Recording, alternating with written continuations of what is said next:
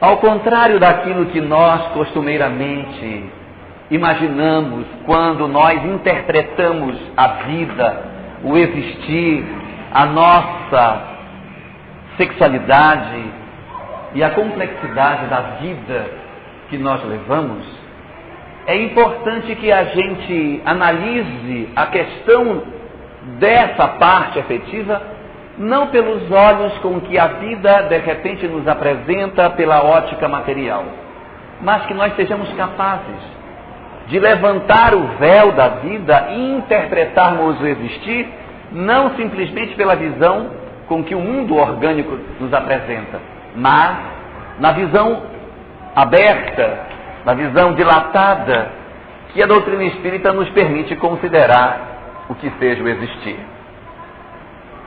Dentro desse aspecto, há uma obra escrita por Chico Xavier, chamada Voltei, escrita por irmão Jacó, que até onde me consta não tem nada a ver com o irmão Jacó, que é o mentor da casa.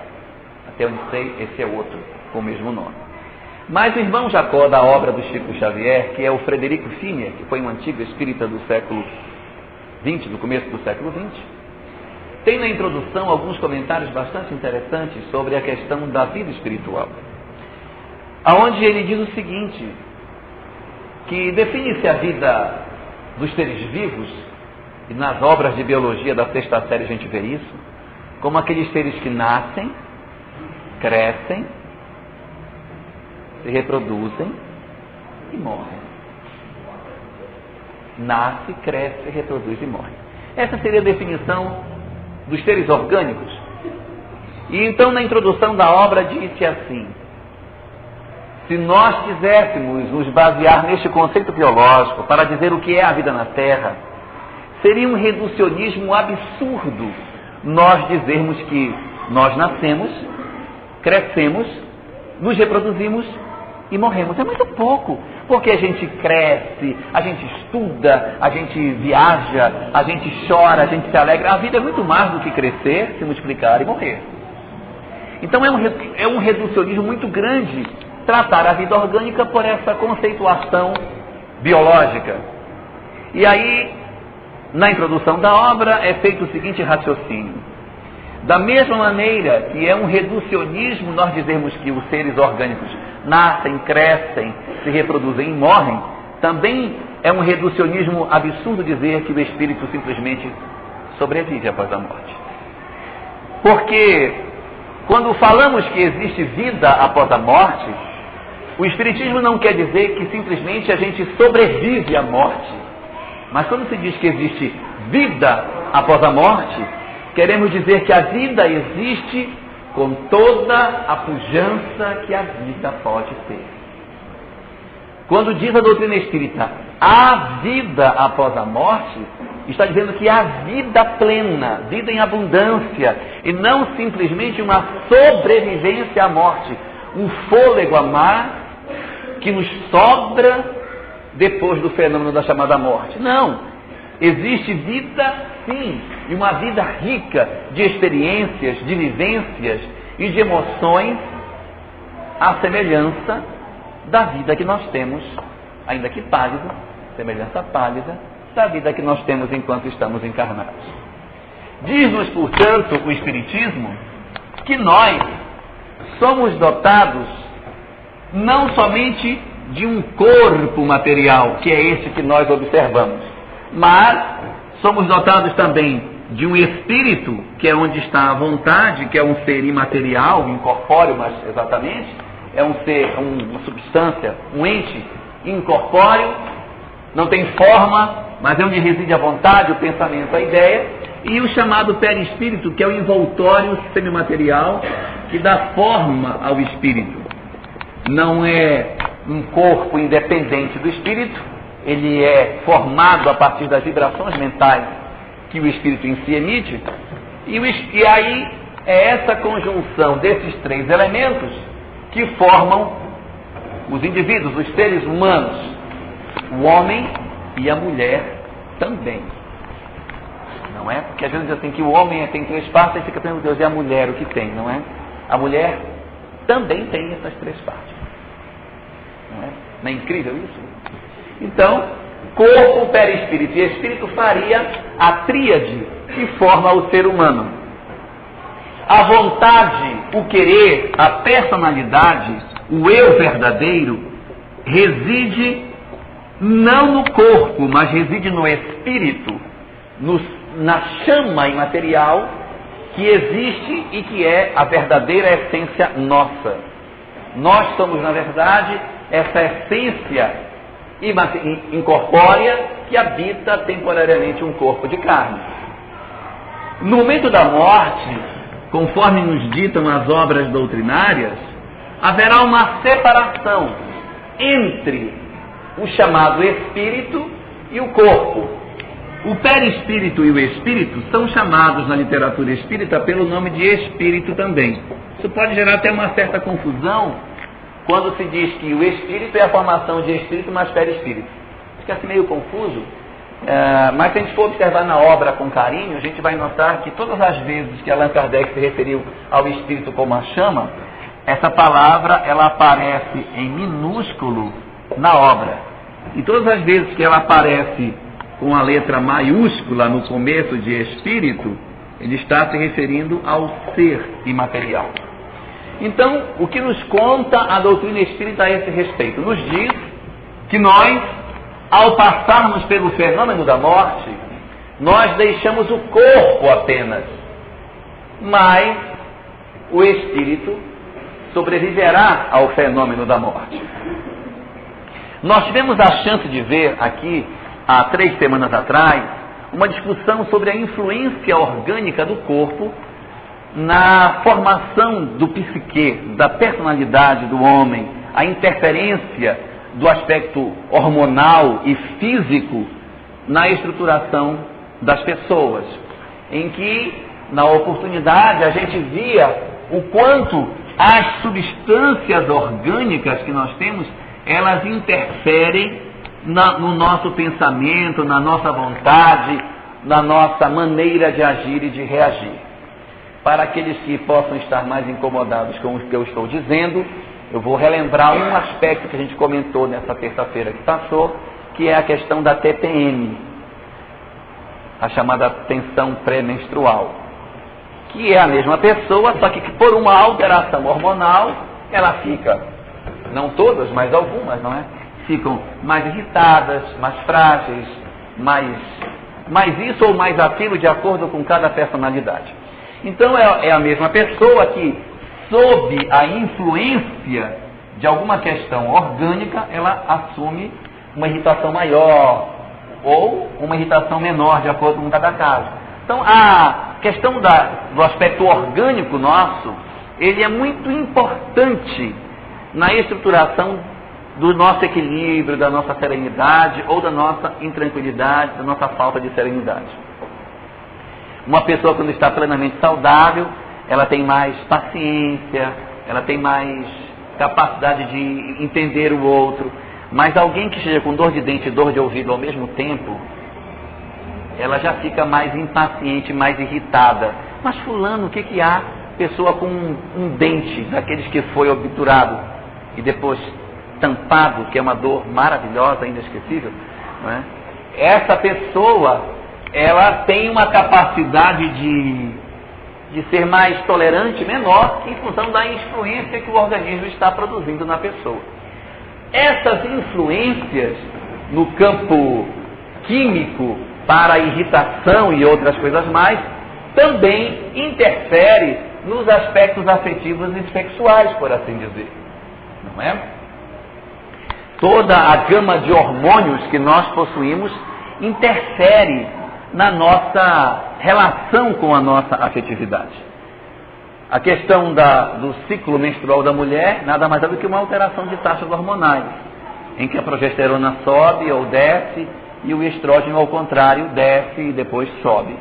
E isso vai produzindo alterações de comportamento, assim como também, ao longo da idade, a gente vai também mudando, não só pelo amadurecimento, mas porque as nossas taxas hormonais elas vão baixando, a gente vai tendendo, né, pelo menos tendendo, a ficar mais tranquilo, menos ansioso afetivamente. tendente. Então, o que acontece em consequência disso? O corpo, em função dos apelos que ele tem e das descargas hormonais que ele produz em nós, ele nos sexualiza, ele nos define, ele nos impulsiona para uma direção sexual, ele nos impele na busca afetiva da compleição sexual e uma série de questões em função das circunstâncias biológicas às quais nós estamos sujeitos. Eu não sei se eu estou sendo claro no que eu vou dizer, mas eu vou ser mais claro. Um espírito de uma certa evolução espiritual, que já conseguiu alguns avanços, ao reencarnar e vestir um corpo de carne novamente, em que pese a evolução que ele tem, há uma influência do aspecto orgânico nas suas questões afetivas. Embora ele seja evoluído, não é porque ele evoluiu que o corpo vai deixar de ter influência sobre ele. Tem. É claro que se ele for bastante elevado, essa influência vai ficando menor. Mas um espírito que tem uma evolução um pouquinho acima da média, encarnado, ele é um elemento que também se fragiliza. Ele é uma pessoa que também pode cometer deslizes exatamente pela influência do aspecto físico e hormonal ao qual nós estamos sujeitos. Me faço mais claro assim? Da mesma maneira que uma entidade de uma certa evolução, ao reencarnar, sofre o impacto das questões sexuais e pode, por conta disso, demonstrar um comportamento sexual um pouco abaixo daquele que seria o normal dela desencarnado, nós também vamos encontrar o reverso da medalha. Entidades que são espíritos profundamente complicados na área da sexualidade e que o corpo vai refrear pela própria condição de cansaço que o corpo tem. Se para uns o corpo empurra na direção da materialidade, para outros o corpo limita a questão dos apelos sexuais. Me faço claro no que digo? Vou fazer mais claro ainda, já que eu fiz mais claro no primeiro caso, vou fazer mais claro no segundo. Se eu tiver uma entidade profundamente viciada na questão sexual e esse companheiro reencarna, a limitação do cansaço físico não permite a ele ficar noites e noites acordado, tendo parceiros e mais parceiros, porque o organismo não suporta aquilo que a vontade quer. Então, nesse momento, o corpo serve como um elemento refreador dos seus impulsos afetivos. Enquanto que no outro caso, a constituição orgânica, os hormônios e outras questões impulsionam o espírito na direção da materialidade. Não estamos dizendo que é somente a questão da sexualidade que pode fragilizar uma alma de uma certa evolução. Mas um espírito tem uma evolução acima da média, ao reencarnar, ele fica fragilizado com relação ao orgulho, à vaidade, ao egoísmo, a uma série de coisas que ele pode realmente cair, porque ele é perfeito, ele pode de repente tropeçar. Não alcançou a perfeição, de repente essa pessoa, embora tenha uma caminhada, pode ter dificuldade num determinado momento e cometer um deslize. Então, existe na verdade nessa influência orgânica a possibilidade de um tropeço. Estou aqui pensando especificamente o tropeço na área afetiva, por ser esse o nosso objeto de estudo durante esse nosso período de férias. Mas se fosse outra questão, a gente pensaria essa questão. Aos que estiverem incomodados com o que eu estou falando, podem ler o capítulo 1 do livro Renúncia, que faz menção a Alcione, uma entidade de uma evolução espiritual já bastante significativa, que decide reencarnar na Terra, e os companheiros, mas você não teme o reencarne na Terra, você não teme o reencontro com a crosta, você não teme que você possa, ao reencarnar na Terra, num período da Idade Média, ali, com aquela loucura toda, que as questões culturais, sociais, religiosas, e etc., acabem balançando as suas convicções e você cometa um deslize, e já era um espírito de uma razoável evolução. Então nós temos, na verdade, essa possibilidade. Uma possibilidade, mas evidentemente, quanto mais a entidade caminha, quanto mais o espírito anda na direção da luz, menor é a probabilidade de que a influência orgânica venha a determinar uma queda, um tropeço. Pode influenciar, mas a vontade final do espírito vai produzir, na verdade, o equilíbrio dele neste sentido. Então, nós, quando estamos dentro da vida orgânica, quando estamos ainda encarnados, nós estamos vivendo, nós não estamos apenas crescendo, nos reproduzindo e depois morrendo, como diz a biologia, mas estamos vivenciando experiências bastante significativas para o processo de desenvolvimento da nossa própria afetividade. E aí, experiências diversas podem acontecer conosco na área da afetividade. Nós, por exemplo, podemos desenvolver, em função das nossas práticas afetivas, da maneira como nós nos relacionamos com os outros, uma série de comportamentos durante a vida orgânica. Nós podemos, por exemplo, ter uma dificuldade de manter relações monogâmicas. Isso pode ser um problema que a gente tenha desenvolvido no curso da existência. Trocando em miúdos, ter um único parceiro por vez. Não é um parceiro só, é por vez, porque não precisa você ter um parceiro. Ai meu Deus, então já tive um, então posso ter outro. Não, é um por vez, tá? Então a pessoa teve teve alguém durante um tempo, agora ela está com outro alguém. Então é uma relação, quando eu estou com você, eu estou com você. Aí eu mantenho uma relação com você. Quanto mais duradoura for essa relação, mais finalizador está de que a gente está com as nossas energias mais equilibradas. Uma segunda característica é a gente ter dificuldade de manter relações estáveis. A pessoa ela é até monogâmica, ela até tem um parceiro por vez, mas é um por semana. Cada vez que ela sai, ela diz: não é este. Não é este. Eu lembro muito de uma amiga minha que um dia me ligou. Eu estou com um problema. Acho até que já contei essa história. Estou com um problema. O que foi? Ela foi para a festa. Aí conheceu um cara na festa. Aí da festa ela levou o rapaz para a casa dela. De manhã ela acordou, foi trabalhar. Quando ela voltou, meio-dia ele estava lá, instalado já. E ele não queria mais sair. Aí ela me ligou assim: o que é que eu faço? Eu disse: não tenho a menor ideia. Não sei o que fazer. Não sei o que fazer. A gente devia procurar essas coisas antes de acontecer. Depois que acontece, depois tem que faz, né? Mas ela resolveu lá, né? Mas as relações estáveis também podem ser uma dificuldade. Eu troco de parceiro com muita rapidez. Tô com um, tô com outro, tô com outro, tô com um, aí vai embora. Esse pode ser um problema que a gente tem.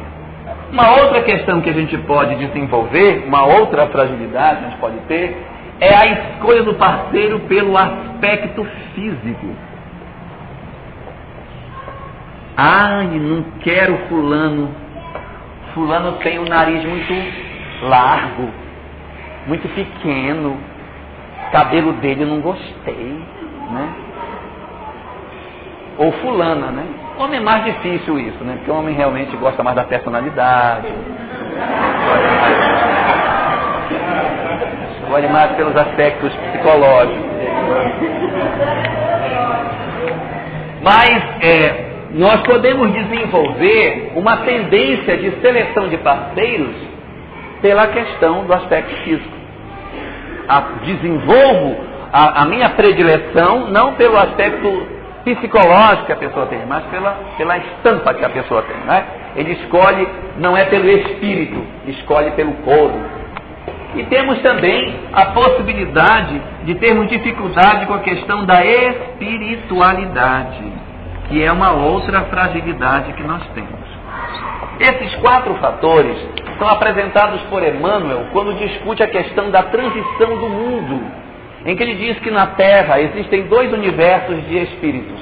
Comentamos aqui no primeiro sábado do nosso estudo, em que existia o grupo das almas primárias e o grupo das almas conscientes, onde as almas primárias têm dificuldade em todos esses 4 fatores. Tem relações poligâmicas, relações fugazes, escolhem pelo físico e tem dificuldade com a questão da espiritualidade.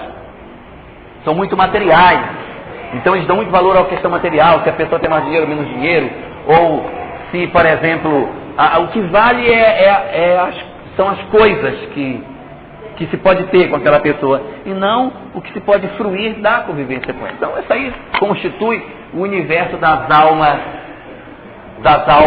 primárias.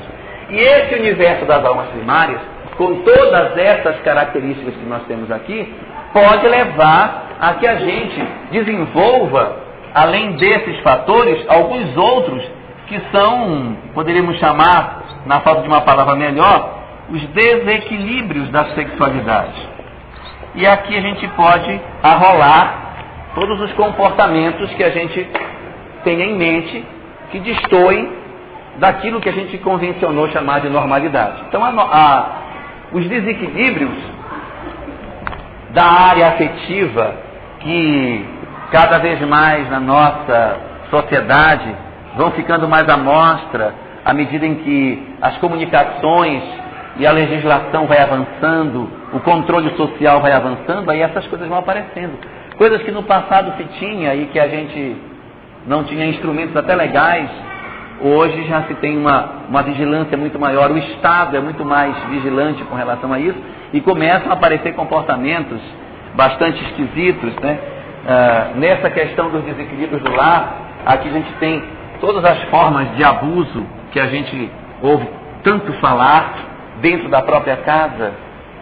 E aí vale a pena uma observação que é significativa, e que a grande maioria dos casos de abuso acontecem dentro de casa. Às vezes as pessoas dizem, a menina foi para a casa do vizinho e lá o vizinho abusou.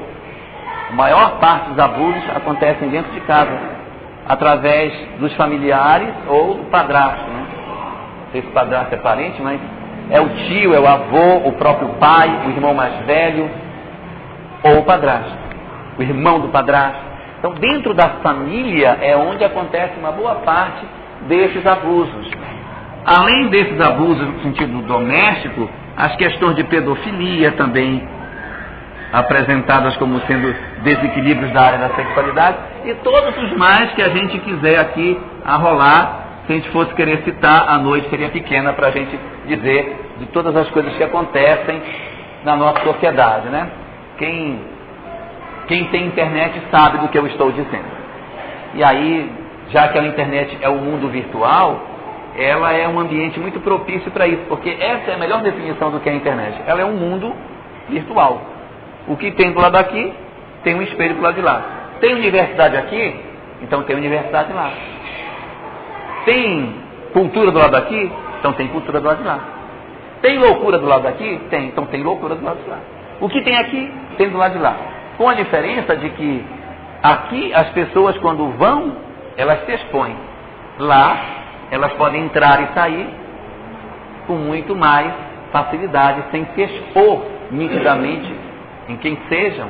E aí elas entram, abrem portas, visitam lugares, entram em ambientes que não entrariam no ambiente do mundo real.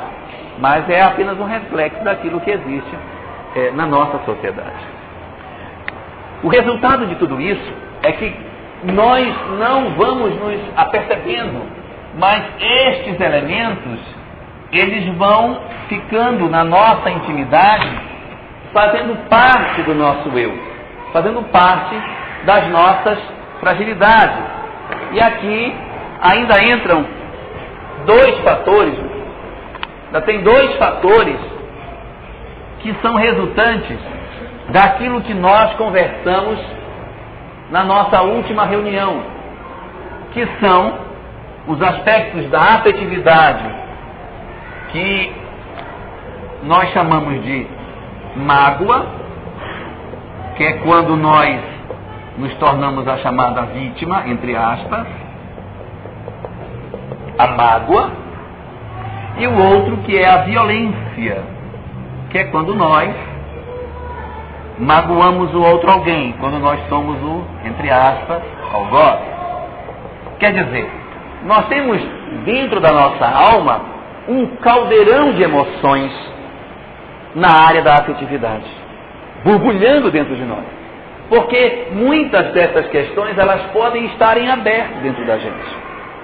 Nós podemos encontrar alguém que resolveu a questão dos desequilíbrios. Não, eu não tenho essas questões, isso está resolvido em mim. Mas eu não sei manter uma relação única. Mate um parceiro, mas eu não consigo manter uma relação estável muito tempo. Não consigo. Vence uma área, mas não vence a outra. Alguns venceram determinados conflitos e outros venceram outros. Como disse a nossa mensagem de abertura, cada um de nós vem de experiências diferentes e nós não temos competência para julgar o outro, para dizer que o outro está melhor ou pior do que eu, porque nós não sabemos como reagiríamos nós se estivéssemos na situação do outro, se tivéssemos recebido a educação que o outro recebeu, se tivesse exposto aos perigos que o outro esteve e com as informações que o outro teve. Aqui nos exporíamos. Aonde chegaríamos?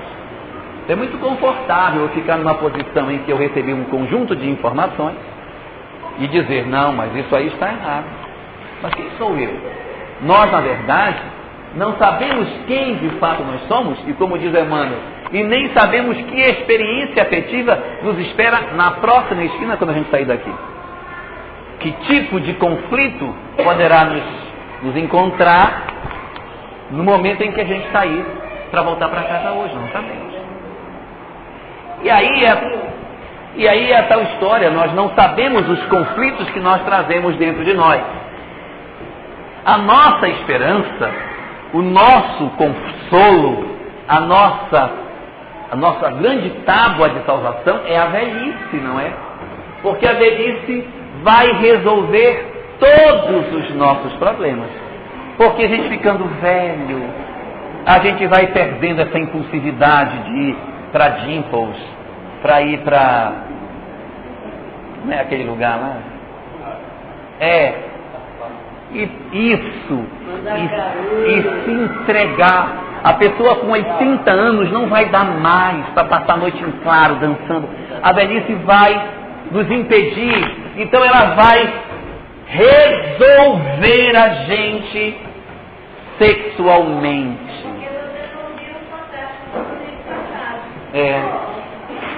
Nós vamos ficar naquele vovozinho tranquilo, que não tem mais conflitos sexuais, que está absolutamente sereno. Por quê? Quando a velhice chegar, vai resolver tudo. Então a gente não quer desencarnar moço, jovem ainda, porque não quer chegar borbulhante no mundo espiritual. Então, quem me dera que eu envelheça, porque quando eu for, eu vou aquela passagem tranquila. Já não tenho mais aqueles conflitos, já está tudo resolvido. E aí vem a morte, não é? Colhe o vovozinho e leva o vovozinho para o mundo espiritual, já com as suas questões afetivas resolvidas, solucionadas.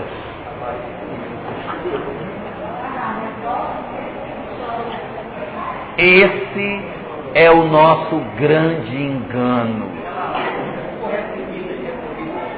Esse é o nosso grande engano. É a gente dizer, não, com o tempo acalma, isso vai passar, com o tempo vai passar.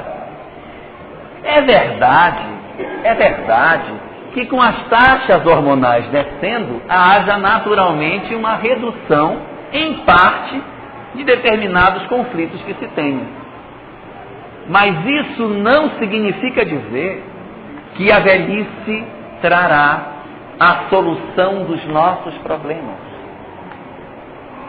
E nem que a morte venha a ser aquele anjo maravilhoso que vai estender as mãos para nós, para dizer: tem, meu filho, desencarnou velhinho, com 90 anos, então bem resolvido das suas questões afetivas para o mundo espiritual. Nós temos que lembrar que na hora em que nós fizermos esse processo de desligamento entre o espírito e o corpo, em que nós liberarmos o vovozinho do corpo, ele abandona o corpo físico e retorna ao mundo espiritual sem as influências tão fortes que o corpo afetava ele. Porque, a bem da verdade, ninguém é novinho e nem velhinho. Nós somos o que somos. Nós, desencarnando, iremos apresentar-nos fisicamente com uma conformação física que melhor nos agrade. Alguns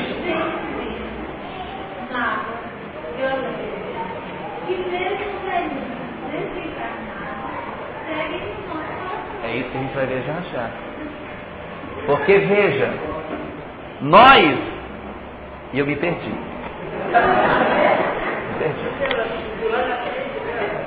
Nós,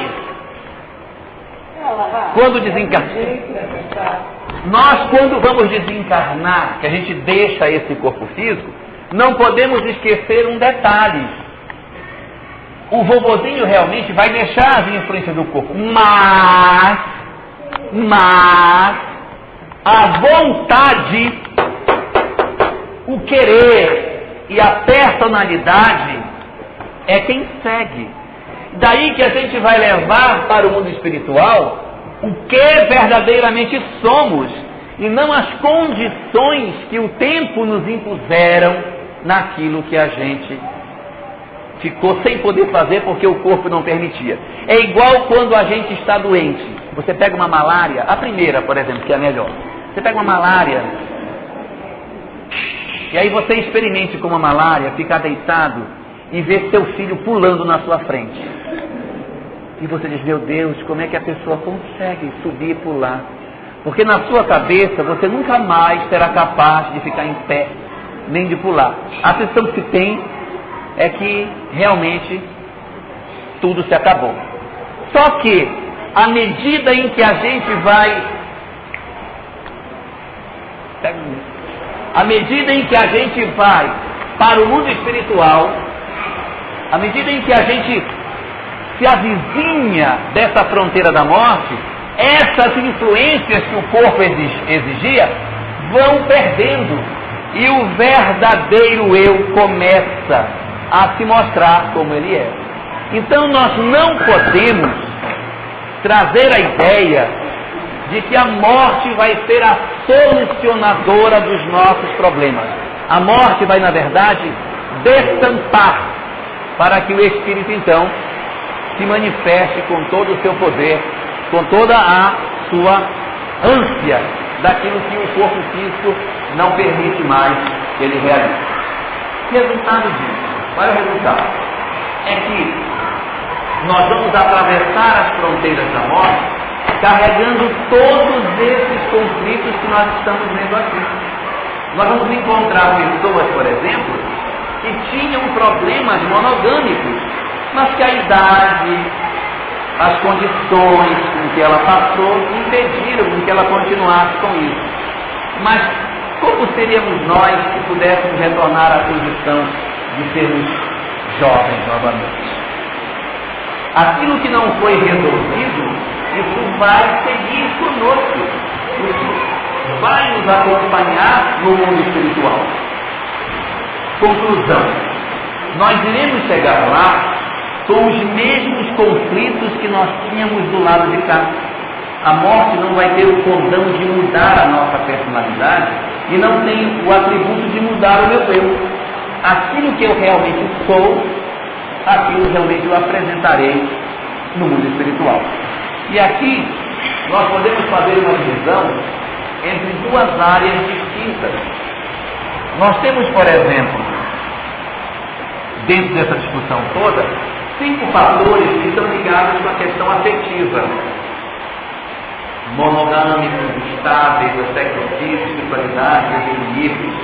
Está ligado com a discussão da sexualidade, da afetividade, nesse sentido mais do parceiro, do outro, do compromisso afetivo. Enquanto que nós temos outras discussões que estão mais relacionadas com o aspecto afetivo familiar, aspecto do afeto, não significa sexual, mas daquilo que o outro me fez, daquilo que o outro deixou de me fazer, da mágoa que a gente carrega ou da violência que a gente carrega para o mundo espiritual. O resultado dessa discussão é que, em função dessas coisas, nós iremos encontrar no mundo espiritual uma realidade que pode nos surpreender a princípio, que é o fato de que os espíritos, do lado de lá, são bem sexuados. A ideia de que a gente desencarna e aí pronto, vai ficar livre das questões sexuais é um engano. Nós podemos verdadeiramente desencarnar e, em função da vida que nós temos aqui, vivermos uma vida com menos apelos afetivos na área da sexualidade. Mas nós podemos desencarnar e termos uma vida sexual até mais ativa lá do que aqui. Não quero assustar ninguém, não é, mas é uma realidade. Ou seja, dizem as obras espíritas que o espírito não tem sexo. Não existe espírito macho nem espírito fêmea. O espírito é espírito. Só que nós temos a tendência de nos filiarmos a uma dessas expressões de sexualidade. E aí nós nos filiamos a uma expressão que nos interessa mais, que nos agrada, na qual a gente se sente mais à vontade, e nos perfilamos entre aqueles que têm essa prática sexual. É lógico que a gente vai encontrar no mundo espiritual muitas colônias, muitas cidades espirituais, muitos ambientes de certa evolução, aonde a questão da sexualidade em si, ela não tem tanto clamor, tanto apelo dentro dos espíritos. Por quê? Porque estão com preocupações em outros ambientes. Preocupação em socorrer alguém, preocupação em cuidar de si mesmo, no sentido de progresso espiritual, preocupação com seus afazeres, preocupação com aquilo que estuda, com aquilo que aprende, com aquilo que faz. E isso, evidentemente, desloca a nossa preocupação, conforme a gente viu aqui na nossa primeira terça-feira, quando a gente comentava sobre as formas de canalização da energia afetiva. Esses companheiros da espiritualidade, eles não deixarão de ter energia afetiva só porque eles encarnaram. A energia afetiva segue com eles, como vai seguir conosco também. Agora, o que estamos fazendo nós e o que estão fazendo eles, as energias que têm, é que é um negócio. Então o espírito desencarna e pode, do lado de lá da vida, encontrar formas de experimentar o escoamento das suas energias afetivas de tal forma que não lhe dá conflito. Ele faz o quê? Ele vai estudar, ele vai trabalhar, vai socorrer, visita a família, ele vai se envolver em tarefas ligadas ao bem, onde essas energias afetivas tenderão a serem escoadas através dessa via. Agora, se o companheiro que desencarna é alguém que traz conflitos bastante grandes na área da afetividade, se ele vem de experiências de muita carência, em que ele se sujeita a uma série de experiências que não são as mais recomendáveis, é razoável que a gente espere que no mundo espiritual esse companheiro desencarnando, ele vai procurar elementos assemelhados com os quais ele vai viver as experiências que ele queira viver. O que se quer dizer com isso? O que se quer dizer com isso são as palavras que Jesus usou no Sermão da Montanha, quando ele dizia que aonde estivesse o vosso coração, aí estaria o vosso tesouro. Ou ao contrário, aonde estiver o vosso tesouro, aí estará o vosso coração. Ou seja, o que é importante para mim, lá o meu coração vai estar. E o meu coração significa a minha vontade, o meu verdadeiro eu. O que é o meu tesouro? Ah, o meu tesouro é uma festa do arromba. O meu tesouro é a confusão, é aquela loucura. Se esse é o meu tesouro, o meu coração estará lá. Como eu não sou o único espírito que pensa assim, e há um conjunto de entidades que pensa de maneira assemelhada, esses indivíduos desencarnados vão se buscar. E aí vamos produzir no mundo espiritual ambientes que a gente até pode dizer que são parecidos com os de cá, com uma diferença, que lá as coisas são muito mais plásticas, muito mais vibrantes, porque não há o cansaço do corpo físico. E aí os indivíduos podem se entregar ainda mais àquilo que gostam. E isso vai aumentando nas pessoas o grau de iniciação que elas possam ter. Não quero assustar ninguém, eu estou apenas pintando um quadro daquilo que existe, daquilo que a doutrina espírita nos fala sobre o mundo espiritual. O que vai acontecer, portanto? Nós encontraremos lá expressões de vivência sexual aonde nessas regiões do mundo espiritual existem, como é que eu vou dizer, essas boates, esses ambientes da noite muito semelhantes aqui, onde todas as coisas que se busca aqui também se busca lá, porque há pessoas interessadas nisso de todos os matizes sexuais possíveis. Então essas pessoas do lado de lá, elas se encontram, elas se agrupam e elas montam as suas comunidades para continuar o seu processo daquilo que elas sentem prazer em fazer. No livro nosso lá, tem uma passagem que a Marisa fala ao André, que ele tem comandante, né? E ele não tem lugares, apartamento e tal. E ela passa por um lugar que está estudando. Aqui é as câmaras de retificação. Exatamente. Então, bem lembrado, no livro nosso lá, há um capítulo no qual André Luiz começa a visitar várias aulas de internação de entidades em processo de recuperação. Mas tem uma ala que ele não entra. Então aqui você não vai entrar. É a ala onde estão os desequilibrados do sexo. Eles estão nas chamadas câmaras de retificação. É como é chamado na obra. Eles estão nas câmaras de retificação e ela não deixa que eles tenham acesso a elas. Por quê? Pelo impacto visual que isso pode produzir nas pessoas em função da deformidade com que essas entidades se apresentam no mundo espiritual.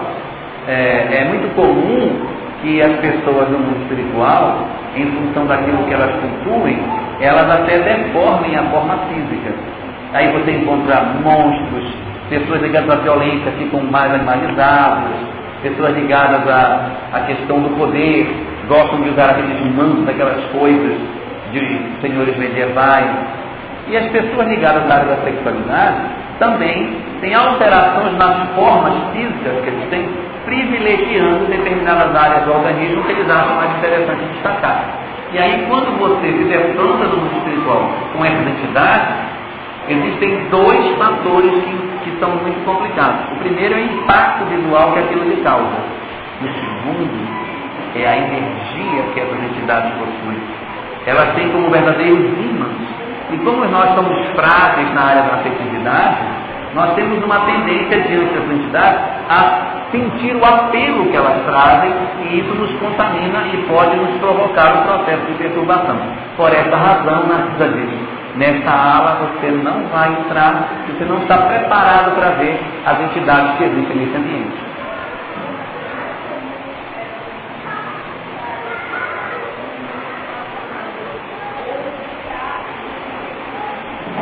Esse vai ser o que a gente vai começar daqui a pouquinho.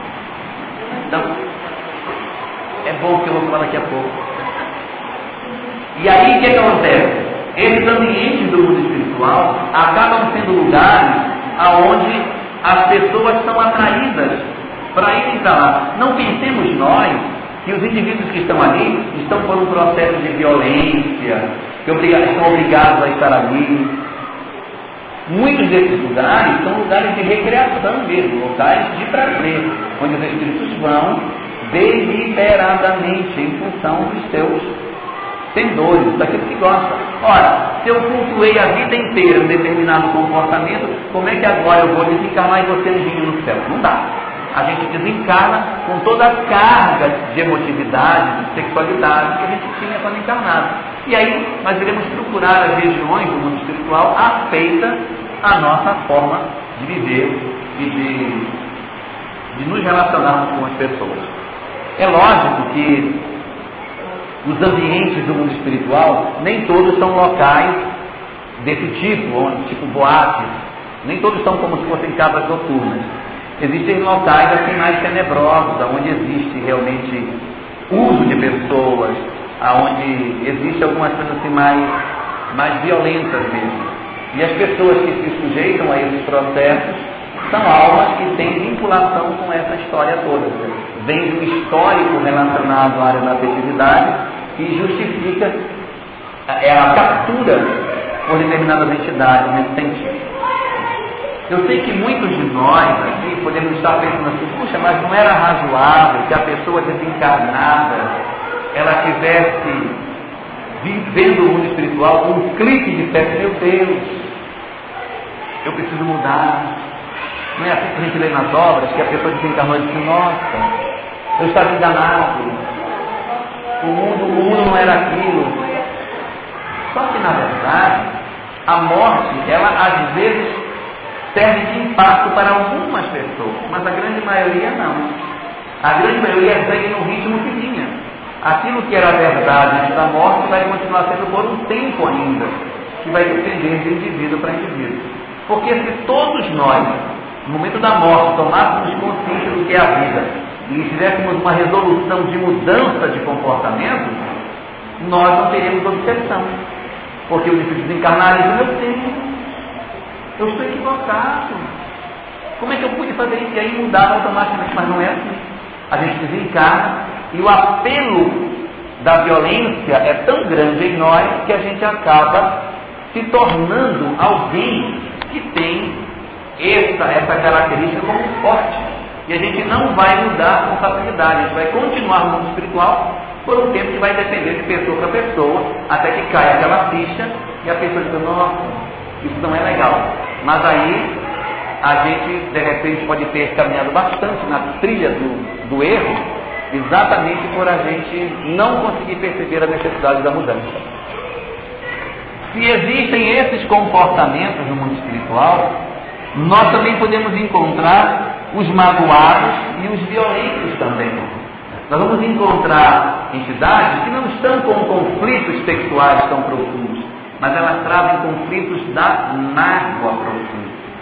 O que está fragilizado nelas não é a questão da sexualidade, mas é o desamor do qual foi vítima, a maneira como o outro usou, que eu fui enganado, eu fui isso, eu fui aquilo. E essa mágoa profunda que nós trazemos, ela pode atravessar a fronteira da morte.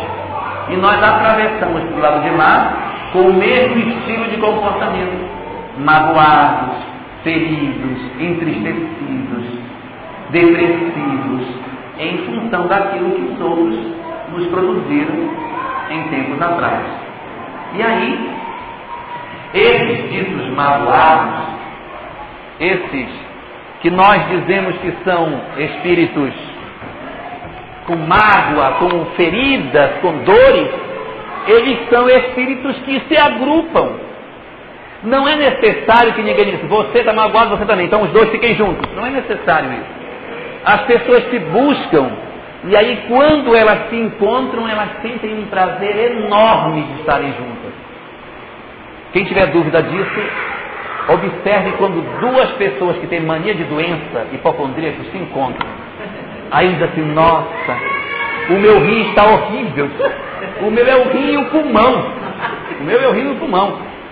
Mas eu estou tomando um medicamento fortíssimo, tarja preta, se eu tomo é 2. E aí eles vão disputando quem está pior, não é? Aquele que está mais próximo da morte.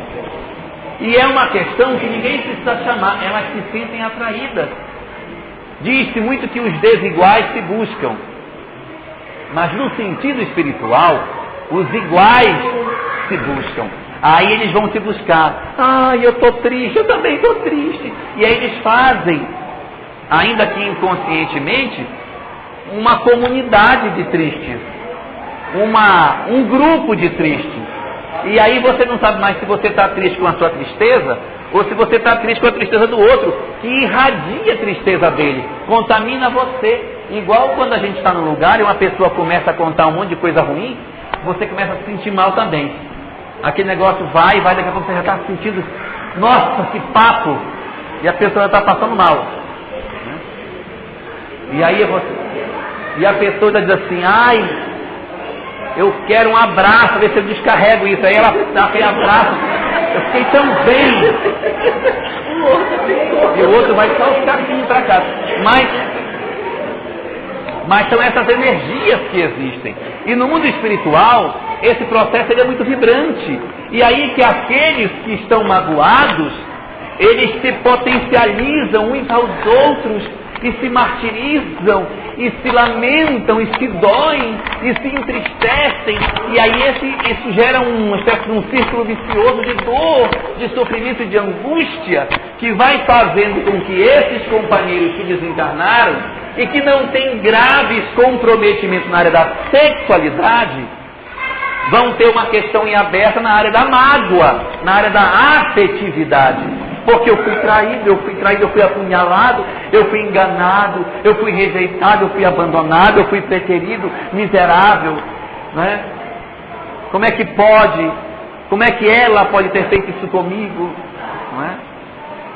E ele lá magoado, triste, choroso, porque ela abandonou, deixou ele sem nada, foi embora. E ele ficou sozinho para cuidar das crianças, em casa, sem emprego, sem nada. E essas coisas podem gerar comunidades de mágoa.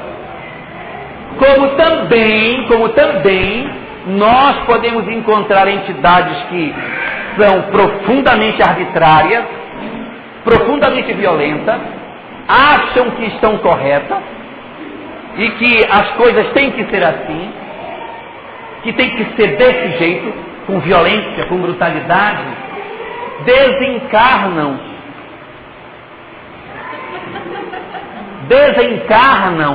e não estabelecem um processo de mudança e chegam no mundo espiritual na condição de certos. Não, tem que ser assim mesmo, tem que ser desse jeito, não é? E aí a violência, aquele que é o algoz, ele continua tendo os mesmos pendores que tinha enquanto encarnado, ou seja, não há nenhuma mudança do indivíduo nesse sentido. Só que, conforme nos fala a doutrina espírita, o mundo físico e o mundo espiritual possuem uma interação gigantesca. E o nosso pensamento na Terra não é muito diferente do pensamento dessas entidades desencarnadas. Porque nós também, os que estamos aqui, alguns de nós têm dificuldades monogâmicas, outros de nós têm dificuldade de manter um relacionamento por muito tempo, ainda que monogâmico. Outros adoram escolher os parceiros pelo aspecto do fenótipo lá da pessoa, né? Olhar o físico, isso está ótimo. Outros têm dificuldade para tratar as questões espirituais. Muitos de nós temos desequilíbrios variados na área das nossas práticas sexuais. E, portanto, outros sendo magoados e outros violentos, como os afins se atraem, acontece o fechamento de circuitos não somente entre aqueles que já desencarnaram, mas entre eles e nós. Eles e nós. Nós passamos a ter companhias espirituais que não são muito diferentes de nós e que nos ajudam e que potencializam determinados comportamentos que a gente tem vontade, não tem coragem, e ele só dá a coragem porque a vontade já tinha. Aí a gente vai e sai.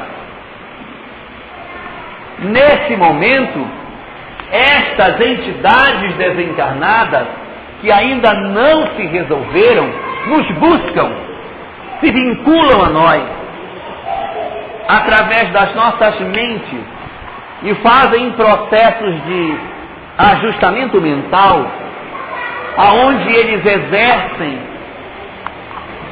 a sua sexualidade a partir de nós. A partir de nós. Nós passamos a ser o instrumento pelo qual eles vivenciam aquilo que gostariam de vivenciar. Aí a gente diria assim, mas por que eles não ficam lá, não está tão bom lá, né? Por que eles vêm aqui e já tem lá? Por que vem buscar aqui? Por uma razão. Existem várias razões. As obras são várias razões. Eu vou dar mais forte, depois eu dou as outras duas que nesse caso são mais fracas. A razão preponderante neste caso é porque as relações afetivas, o exercício da sexualidade no mundo espiritual não tem o sabor daquilo que acontece no mundo físico pela materialidade dos nossos corpos. Aqui as coisas são mais intensas. O prazer é mais físico, para ser mais claro.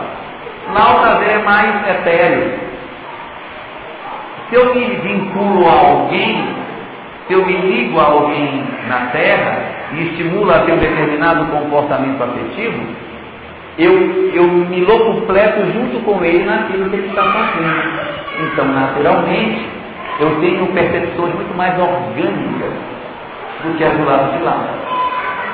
Aqui é mais sensório, é mais real o que se sente.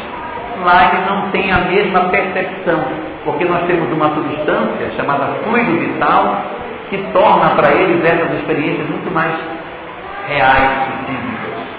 E por isso nós somos induzidos, envolvidos por essas práticas sexuais. As outras duas razões que existem, nesses dois casos, nesse caso elas são mais brandas.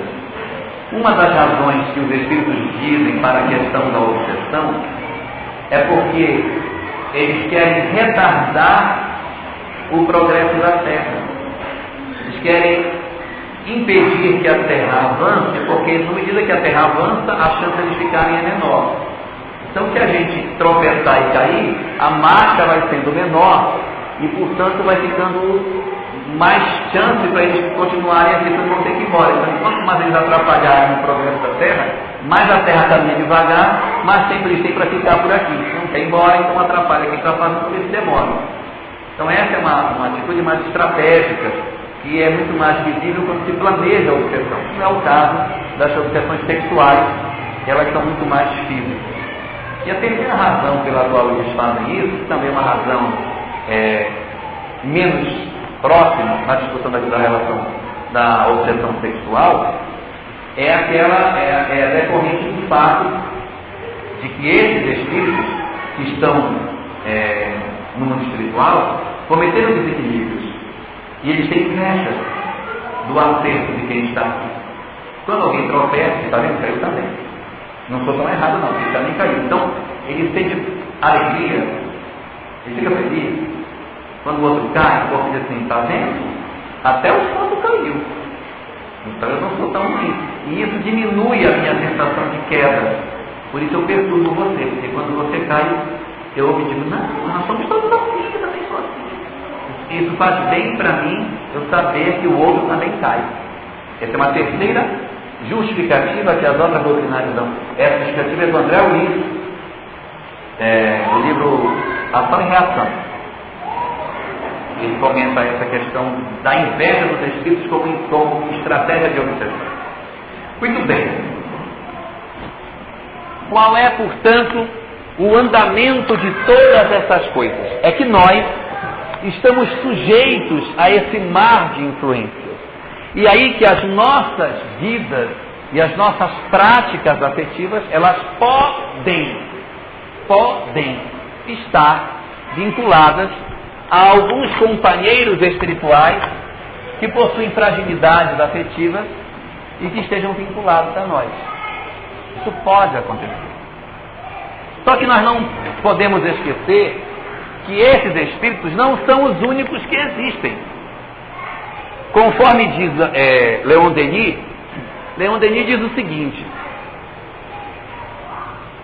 o início do universo ninguém sabe quando foi. Portanto, se Deus existe de todo sempre, é razoável imaginar que a origem do universo se perde lá para trás, porque não dá para conceber Deus inativo. Então, a quantidade de milênios e de milhões de anos que já existiram para trás são inimagináveis. E se, como nós entendemos, o Espírito não retrograda, o Espírito só avança, é razoável imaginar que a quantidade de Espíritos evoluídos é bem maior do que a quantidade de Espíritos ainda em processo de aperfeiçoamento. Porque aqueles que alcançaram a perfeição não voltarão mais a cair. Então nós somos, na verdade, uma mancha dentro de um mar de espíritos sublimados. Nós somos a exceção. Nós, os espíritos em processo de aprendizado, seríamos em número menor do que as entidades celestes que existem no universo incomensurável. Daí diz André Luiz, diz Leon Denis o seguinte: se isso é verdadeiro e nós somos a exceção, a quantidade de espíritos benfeitores é muito maior do que aqueles que são entidades atrapalhadas, complicadas, problematizadas e que ainda trazem conflitos nas suas almas. Nós somos, portanto, a menor parte da humanidade. E aí que, considerando isso, não existem só esses espíritos vinculados a nós. Não existem só espíritos negativos atrelados ao nosso pensamento. Nós temos também um mar de entidades superiores preocupadas com o nosso progresso, agindo em nosso benefício, na tentativa de nos fazer com que a gente perceba tudo isso e se desenlace dos conflitos que nós trazemos. O André Luiz chega a dizer que a ação dos espíritos benfazejos é tão forte em nós, que raras foram as oportunidades que nós tivemos de fazer alguma coisa no bem por vontade própria. Que a boa parte daquilo que a gente fez foi em função da influência que os bons espíritos nos fizeram. Estamos aqui hoje, vencemos a novela, não é? Puxa, a novela estava tão maravilhosa, no capítulo de hoje, lindo que ela estava, e nós deixamos a novela para vir sentar nesta cadeira confortabilíssima, não é? E ficarmos aqui 1h30 apenas ouvindo uma única voz. Quer dizer, é uma coisa gigantesca. Então dizem os espíritos que imaginar que nós sozinhos mobilizamos os nossos recursos para fazer o bem é desconsiderar a influência que os bons espíritos têm nas nossas vidas. Assim também acontece com relação a essas questões relativas à nossa afetividade. A nossa afetividade, em que pese a relação que a gente pode estabelecer com entidades de baixo teor vibratório, nós também temos um conjunto grande de espíritos. Entre eles se destaca particularmente os nossos chamados anjos guardiães, os nossos espíritos benfeitores, aqueles que se comprometeram particularmente com o nosso reencarne. Ele não é alguém que passou e tá bom, pode ir. Não, ele é alguém que nos conhece e que se comprometeu com o nosso sucesso. E ele está comprometido com isso. Ele tem um pacto conosco de nos apoiar na nossa existência. Assim como os nossos familiares também têm os mentores deles, e esse grupo de mentores articulados tenta trabalhar a família à qual pertencemos como um todo. Quer dizer, há uma rede de amparo espiritual do lado de lá. E nós ficamos entre essa rede de amparo que nos socorre, que nos apoia, que nos cuida, e essas influências que a gente se submete pelo pensamento, pelas nossas fragilidades emocionais. As nossas fragilidades é que vão produzir na gente todo esse grande mecanismo que vai estabelecer os vínculos mentais. Eu tenho meus mentores cuidando, né, os nossos mentores cuidando de nós, e as nossas mentes ouvindo as sugestões, os apelos dessas entidades desencarnadas, que tão frágeis como nós, ainda encontram um prazer em determinadas coisas que os espíritos benfeitores nos indicam como não sendo as melhores opções pelas consequências que trazem.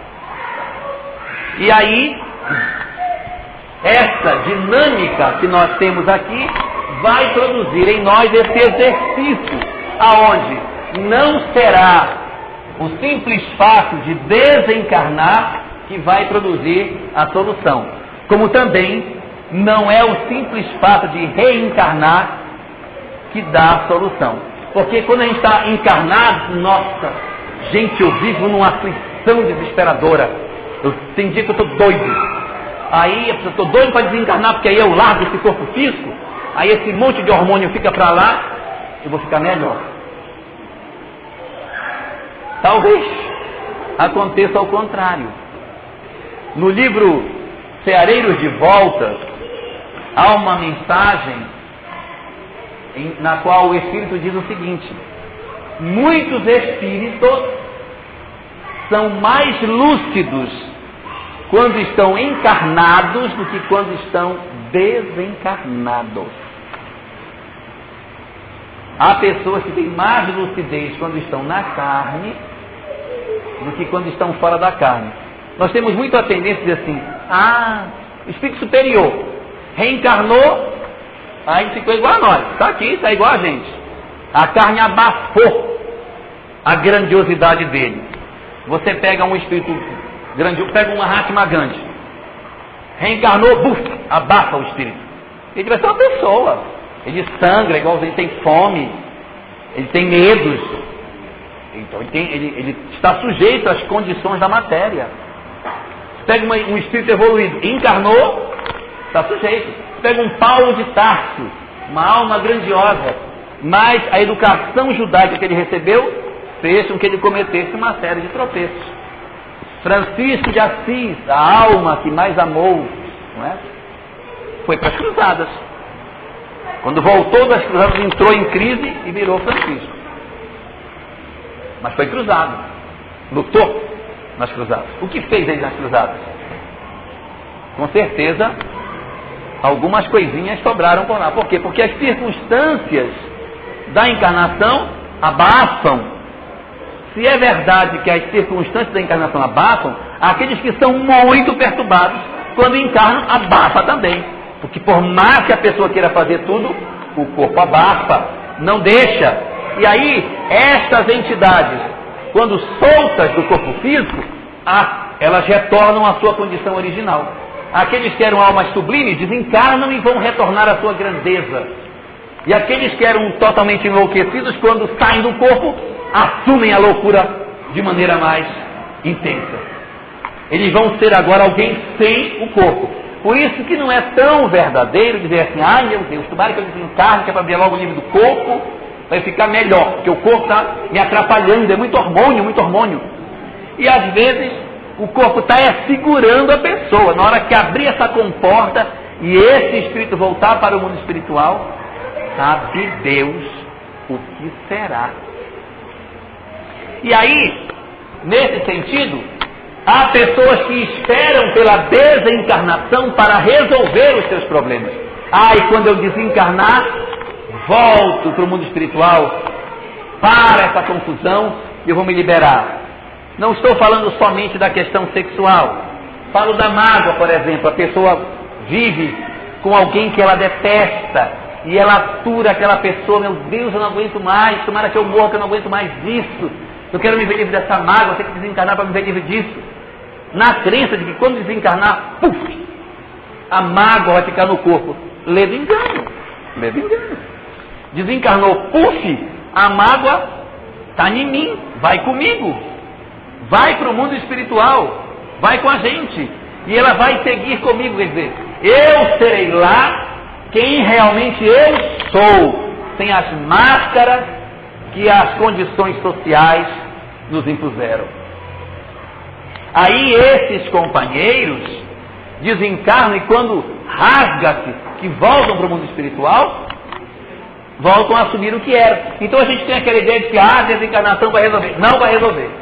E os que estão no plano espiritual, o pessoal costuma dizer assim: só reencarnando para resolver. Aí já faz o reverso. O cara que está perturbado lá, tem que reencarnar para ver se resolve. Reencarnar também não é a solução em si. É lógico que a reencarnação vai produzir um adormecimento no espírito, vai passar praticamente 9 meses adormecido, depois vem a infância demorada, até chegar à puberdade para o espírito despertar por completo. E Emmanuel, nessa discussão, diz que a infância são 3.000 dias de sono. Eu fui fazer as contas para saber quanto dava. É a gestação mais 7 anos. Dá aproximadamente 3, ele fez essa conta, eu fiz também. Dá 7 anos mais 9 meses, aproximadamente.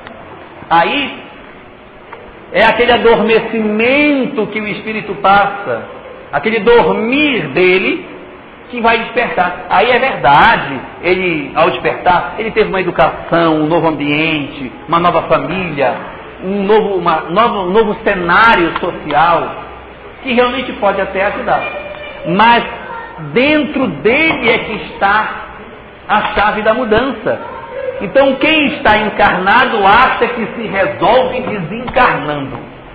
Os que estão desencarnados, eu preciso reencarnar para me resolver. Também não vai resolver. Porque a pessoa reencarna e comete as mesmas faltas encarnado. Aí quando volta na mesma condição, no mesmo padrão emocional. O que promove, na verdade, a nossa melhoria espiritual é a transformação moral, que a reencarnação pode oferecer, se nós assim quisermos. Se nós assim quisermos. Mas só para a gente ver como nós somos. Nós, por exemplo, sabemos disso, mas a gente não muda onde a gente acha que sabe que tem que mudar. Não, eu sei que tem que mudar, mas não vou mudar. Eu não quero. Eu quero que fique assim do jeito que está, que eu quero assim. E a gente sabe que precisa mudar determinadas coisas que já percebeu, mas não muda. Eu vou ficar desse jeitinho. Eu me gosto assim. Mas esse eu me gosto assim é o mesmo espírito que pediu a oportunidade do retorno ao mundo físico como chance para avançar espiritualmente. E agora que ele está na condição de empreender a mudança, ele decide por não mudar. Aí nós dizemos, vou ficar do jeito que estou, que eu gosto é assim. E aí a gente se cristaliza na posição em que nos encontramos. E dizemos, quando eu envelhecer, tudo vai se resolver. Vou ficar velhinho. Mas aí cristalizou, né? Cristalizou. E aí? Aí não procura mudar, Nós temos que procurar a nossa transformação. O nosso problema é exatamente esse. É que a gente vê na reencarnação, quando estamos fora dela, que a reencarnação é o grande elemento de mudança. E pedimos desesperadamente para encarnar, para mudar. Quando estamos aqui, a gente diz, gente, está tudo horrível. Não tem mais nem como me refazer. Eu tenho que me reinventar. Só eu desencarnando e voltando novamente, que aqui já não quero mais. Eu quero me ver doido de morrer. Não aguento mais, eu quero morrer para poder me ver livre disso. Aí a gente fica sonhando com a morte como sendo essa solução. Aí vai para o lado de lá. Aí quando chega até aí eu quero voltar. Então a gente fica nesse desejo de estar fora de onde se está, porque não quero fazer o processo de mudança. Vou fazer uma comparação grosseira. A pessoa sofre de depressão e diz, é esta cidade de Porto Velho. Eu sou depressivo porque eu moro aqui. Se eu mudar daqui, a depressão passa. Aí a pessoa arruma as malas e vai embora. Se eu vou para Florianópolis, vou morar em Floripa, de frente da praia. Vai é uma beleza, o primeiro mês é um espetáculo. Aí depois a depressão começa a voltar devagarinho, devagarinho. Aí a gente diz, é pior aqui. Lá eu estava menos pior, vou voltar. Aí lá volta. Aí volta. Porque a gente quer achar que a solução está fora de nós e não em nós. A solução ela não está fora, ela está dentro. E o que acontece? Quando estamos fora da matéria, nós queremos voltar. E quando estamos dentro, a gente quer que a vida passe logo, para a gente se ver livre desse negócio, porque aturar esse marido mais 50 anos vai ser um castigo. então é melhor que a gente morra logo. Ou ele morra, né, para se despedir dele. E a gente não entende que a mudança nossa é a chave da libertação. E nós transferimos tudo para fora de nós e não trabalhamos a mudança que nós precisamos empreender. Esta é a grande questão.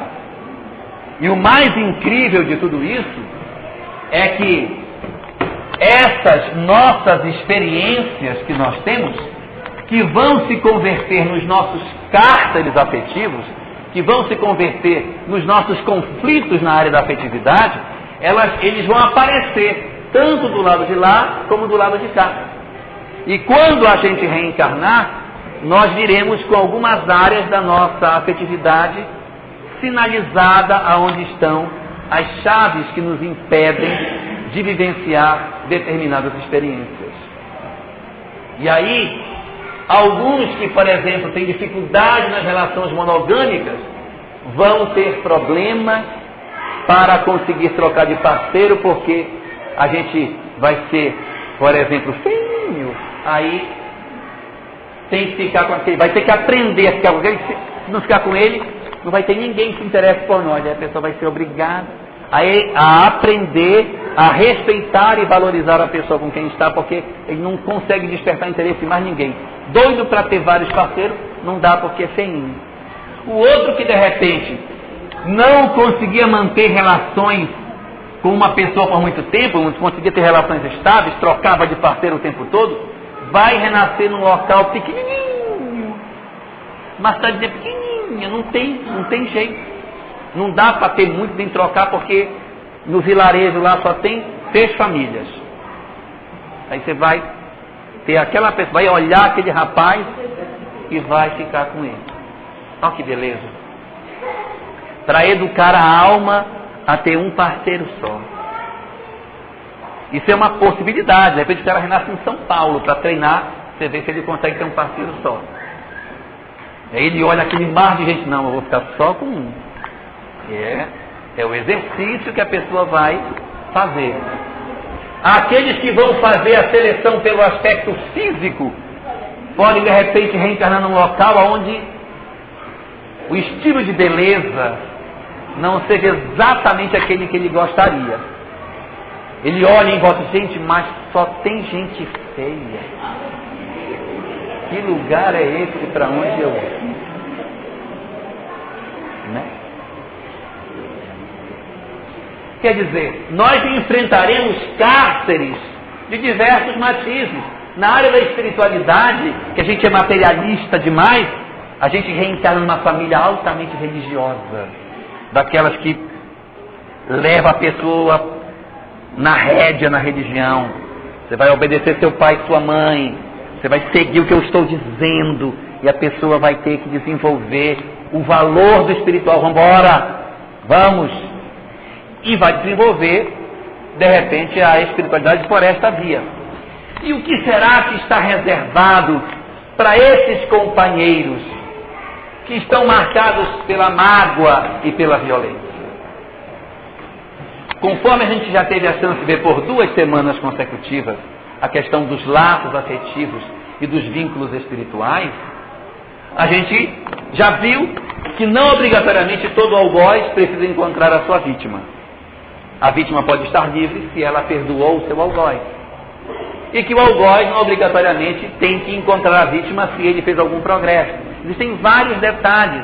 Ele não está liberto da sua violência porque a sua vítima se levantou, ele vai reencontrar outra pessoa. Mas vai existir uma série de cenários. Mas, entre as possibilidades que existem, há a chance de que estes que estão na condição de vítima e de algoz, embora o machucamento, a ferida, a dor, a lágrima, a decepção e a mágoa que se gerou pela convivência que tiveram, há um elan, há uma atração. Eu acho que a melhor palavra para isso só os mineiros para dizer. Tem um trem que liga as pessoas. E em que pese todos os conflitos que a gente pode ter com o outro, na presença dele, nós nos sentimos atraídos à comunhão afetiva com ele, apesar das experiências negativas, porque o outro tem uma coisa que me atrai. Embora nele haja uma área que é meio conflituada, existe uma área que me interessa muito. E é este conflito que vai produzir em mim o interesse em, de repente, até buscar esse mesmo parceiro. Esta discussão vai nos levar a que a gente analise com mais profundidade as questões referentes ao chamado casamento, que é a relação de vinculação entre os espíritos. Este tema, o casamento, ele é assim um tema tão significativo que ele vai ser o nosso objeto de discussão na próxima semana. Na próxima terça-feira, depois de todas essas discussões espirituais, dessas discussões sobre os laços afetivos e os conflitos, na nossa próxima terça, a gente vai começar a ver como é que a gente escolhe os parceiros, que tipos de casamentos diz a espiritualidade que existe, como se dá a vinculação das almas para se acompliciarem na forma do casamento, o que comentam os estudiosos e os espíritos sobre essa questão referente à relação duradoura de dois seres. Então, na nossa próxima terça, a gente vai retomar daí para discutir, não esquecendo que não nos iludamos achando que a morte vai resolver. O vovozinho vai cheio de conflitos no mundo espiritual. E não será reencarnando que também vai resolver. Não é saindo nem entrando da carne que se resolve. Os nossos conflitos nós só resolvemos quando a gente começar a se educar emocionalmente.